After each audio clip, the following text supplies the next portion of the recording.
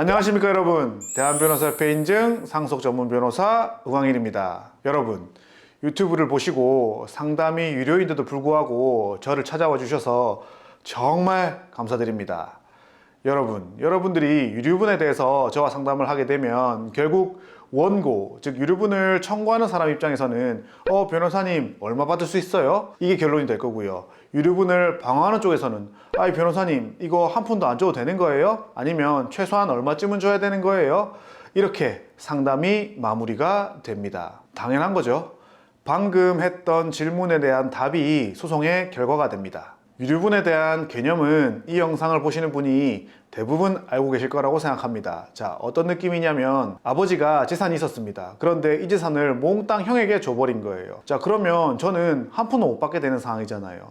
그러니까 내가 원래 아버지가 형에게 안 줬다면 상속받았을 몫의 한 절반 정도를 형에게 청구해서 받을 수 있다. 이 정도로는 개념을 알고 계실 겁니다. 예를 들어 보겠습니다. 아버지가 재산이 20억 있었습니다. 그런데 이 20억 모두를 살아계실 때 형에게 모두 증여한 겁니다. 자, 그리고 돌아가셨어요. 이렇게 되면 만약에 아버지가 형에게 20억을 증여 안 하고 상속재산으로 남겨뒀다면 저는 절반인 10억을 받을 수 있겠죠? 자, 그런데 지금은 저는 한 푼도 못 받고 형은 20억을 가져갔잖아요. 이렇게 됐으니까 저는 원래 받을 몫인 10억의 절반인 5억 정도를 형에게 청구할 수 있는 거라고 여러분들은 대략이나마 알고 계십니다. 자, 그러면 상담을 해보면 결국은 이렇게 되겠죠. 그럼 제가 지금 유류분 소송하면 형에게 5억 받을 수 있나요? 이렇게 될 겁니다. 그런데 결론은 그럴 수도 있고 아닐 수도 있다는 겁니다. 왜냐하면 여러분들이 유류분 청구 소송을 통해서 받는 돈은 유류분 자체가 아니라 유류분 부족액이란 거예요. 그러면 여러분 입장에서는 유류분이랑 유류분 부족액이랑 도대체 뭔 차이냐 이렇게 생각하실 수 있을 겁니다. 유류분과 달리 유류분 부족액을 따로 구해서 청구하는 이유는 유류분을 청구한 사람도 아버지한테 돈 받은 게 있다면 유류분 청구할 때 어차피 니도 받았으니까 그건 빼고 계산해라, 그 말인 겁니다. 당연한 거죠. 어차피 제가 청구하는 유류분이라는 것도 아버지가 형에게 돈을 줬기 때문에 청구할 수 있게 되는 거니까 저 역시 아버지한테 받은 돈이 있다면 형한테 청구할 수 있는 금액에서 어느 정도는 빼고 시작하는 게 합리적이잖아요. 그러면 유류분을 구한 다음에 빼는 것은 무엇이냐? 두 가지가 있습니다. 첫 번째는 특별수익이고요. 두 번째는 순상속분액입니다. 자, 특별수익의 개념에 대해서는 제가 미리 영상을 통해 올려드렸죠. 짧게 짚고 넘어가면 저도 아버지로부터 생전에 받은 증여가 있거나 유증으로 받은 게 있거나 이런 것들이 있다면 그것은 빼야 된다는 겁니다. 자, 두 번째, 순상속분액이란 건 뭐냐? 예를 들어서 아버지가 사망하실 때 재산이 조금 남아 있는 거예요. 그러면 그 재산을 어쨌든 저도 상속이니까 어느 정도 받겠죠? 그러면 유류분 청구할 때 이미 아버지 재산을 받은 게 있으니까 그것도 빼라는 의미입니다. 자, 여러분, 어차피 유류분이라는 것이 아버지 재산 때문에 벌어진 일이잖아요. 그게 유류분이 됐든 상속이 됐든 어차피 아버지 재산이라는 한 뿌리에서 갈라져 나온 거잖아요. 그러니까 어쨌든 상속이든 유류분이든 어쨌든 받은 게 있으면 그것은 빼고 계산하자, 그 말인 겁니다. 당연히 합리적인 말이죠. 자, 그러면 만약에 아버지가 돌아가시고 아버지가 상속재산이 있다면 유류분 부족분을 계산하려면 상속재산 분할이 먼저 선행되어야 되는 경우도 있습니다. 왜냐하면 순상속분액을 빼야 되니까 그러면 내가 결국에는 얼마 상속받는지를 계산을 해야 되잖아요. 그러니까 유류분 청구하러 왔는데 상속재산 분할할 게 남아있다. 그러면 상속재산 분할 청구 소송도 하고 유류분 청구 소송도 해야 되는 경우가 있습니다. 제가 상속재산 분할 청구 소송과 유류분 청구 소송을 동시에 진행하는 사례가 꽤 있습니다. 자, 그러면 지금부터 유류분 부족액을 어떻게 계산하는지 저와 함께 좀 더 깊게 알아보도록 하겠습니다. 자, 가장 먼저 해야 될 일은 유류분 산정의 기초가 되는 재산을 구하는 거예요. 이게 무슨 말이냐? 그냥 다 더하는 거예요. 아버지가 생전에 증여한 재산하고 그 다음에 유언으로 죽을 때 증여해준 재산 같은 게 있다면 그것도 더해주고 그 다음에 상속재산이 남아있다면 상속재산도 더해주는 겁니다. 그 다음에 빼줘야 될 게 하나 있습니다. 뭐냐? 예를 들어 아버지 빚이 있다면 그건 빼주는 겁니다. 예를 들어서 아버지가 형에게 20억을 증여해 준 사실이 있습니다. 그리고 사망하실 때 남긴 재산이 5억 원이 있어요. 그런데 빚이 1억 원 있는 거예요. 그러면 유류분 산정의 기초가 되는 재산은 어떻게 구하느냐? 이 세 개를 다 더하는 거예요. 이미 형에게 준 20억 더하기 상속재산 5억 더하기 이제 빼기 빚 1억을 하는 거예요. 그러면 유류분 산정의 기초가 되는 재산은 24억이 되는 겁니다. 자, 유류분 산정의 기초가 되는 재산으로 24억이 있습니다. 그러면 저의 상속분은 뭐죠? 형과 둘이 있으니까 2분의 1이겠죠? 그러면 그것의 절반이 저의 유류분 비율이 됩니다. 그러면 24억에다가 2분의 1 곱하기 2분의 1을 해줍니다. 자, 그럼 얼마 나오죠? 맞습니다. 6억이 나옵니다. 6억이 제 유류분액이 됩니다. 그러면 이 상황에서 제가 6억을 전부 형에게 청구할 수 있냐? 그게 아니라는 거예요. 결국 유류분액과 유류분 부족액은 조금 달라진다는 의미입니다. 저는 아버지로부터 미리 받은 재산이 없지만 아까 예에서 상속재산으로 5억이 있잖아요. 그러면 제가 말씀드렸다시피 이 5억을 나누는 작업부터 먼저 해야 된다는 거예요. 자, 그러면 상속재산 계산할 때는 어떻게 하냐? 미리 준 재산 더하기 상속재산을 더해줍니다.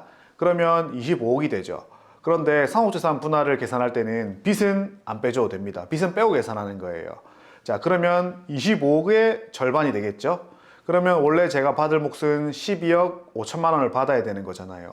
그런데 지금 상황은 어떻죠? 형은 20억, 저는 빵원이잖아요. 그러니까 남아있는 상속재산 5억 원을 제가 전부 수령하게 되는 겁니다. 그러면 정리하면 어떻게 되죠? 형은 20억, 저는 5억. 조금 공평해지는 결과가 됐죠. 결국 저는 12억 5천만 원을 받아야 되는데 5억밖에는 못 받은 상황이에요. 그러니까 이 불합리를 조정하기 위해서 하는 것이 유류분 청구라는 거예요. 자, 유류분 부족액을 계산하기 위해서 좀 더 나아가 보겠습니다. 아까 상속채무 1억이 있다 했잖아요. 이거는 균등 배분돼요. 5천, 5천씩. 그러면 저는 5억을 받았죠. 아까 상속재산에서. 근데 빚 마이너스 5천이 되는 거잖아요. 그러면 결국은 제가 받은 돈은 4억 5천이 되는 거예요. 아버지로부터. 그러면 제가 유류분 부족액을 어떻게 구한다 했죠? 유류분에서 특별수익을 빼거나 제가 받은 두 번째 순상속분액을 뺀다고 말씀드렸잖아요. 이 예에서는 저는 특별수익이 없었어요. 그런데 상속재산 5억 원을 나누다 보니까 제가 결국 4억 5천만 원을 상속받은 게 되잖아요. 그러면 6억에서 4억 5천만 원을 뺀 1억 5천만 원을 형에게 유류분 부족액으로 청구할 수가 있게 되는 겁니다. 자, 아버지가 미리 형에게 20억 원을 증여하지 않았다면 남아있는 5억을 합쳐서 25억의 절반인 12억 5천만 원을 받을 수 있었습니다. 그런데 이미 형에게 주는 바람에 남은 상속재산 5억 원은 제가 전부 가져왔고 채무를 빼고 나니까 유류분을 계산했을 때 유류분 부족액이 발생한 거예요. 그러니까 그 유류분 부족액만큼 형에게 다시 청구해서 돈을 받는 겁니다. 정리해보면 그럼 저는 총 25억 중에 빚 1억 있으면 24억이라고 가정하면 24억 중에 6억을 상속하게 되는 거고요. 형은 18억을 상속하게 되는 거겠죠. 형은 20억을 받았지만 저한테 1억 5천 주고 빚 5천만 원을 내야 되잖아요. 이 과정을 정리된 식으로 표현하면 이렇습니다. 그런데 여러분들이 이 식을 알 필요는 없습니다. 어차피 제가 계산을 다 해드립니다. 여러분들이 아셔야 될 것은 유류분 계산했는데 그거 전부 청구가 안 될 수도 있다. 내가 받은 거나 상속재산이 있으면 그거 조금 빠질 수도 있다. 이 정도 개념만 알고 계시면 되겠습니다. 이런 과정을 통해서 여러분들이 저와 유류분 소송을 상담하면 유류분을 청구하는 쪽이라면 이 정도 받을 수 있다. 유류분을 줘야 되는 쪽이라면 계산해보니까 줄 게 없네요. 아니면 이 정도는 나오겠네요. 대략 이렇게 계산할 수가 있게 되는 겁니다. 자, 이 영상을 촬영하는 오늘은 2023년 4월 22일입니다. 제가 2023년 4월 6일에 판결이 난 따끈한 판례 하나 소개해드리고 마무리하도록 하겠습니다.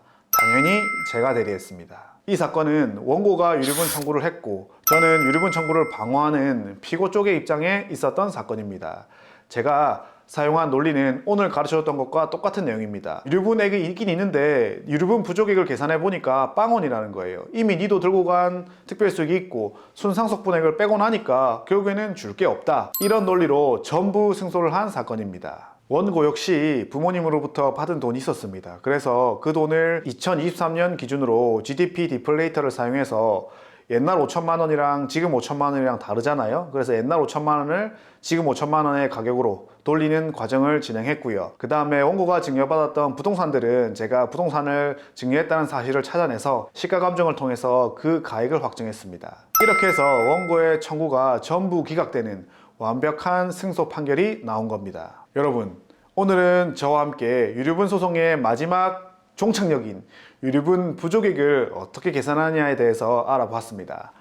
이 영상이 여러분에게 도움이 되셨다면 구독과 좋아요, 알림 설정까지 부탁드리겠습니다. 저는 더욱더 유익한 영상으로 돌아오도록 하겠습니다. 다음에 뵙겠습니다. 안녕.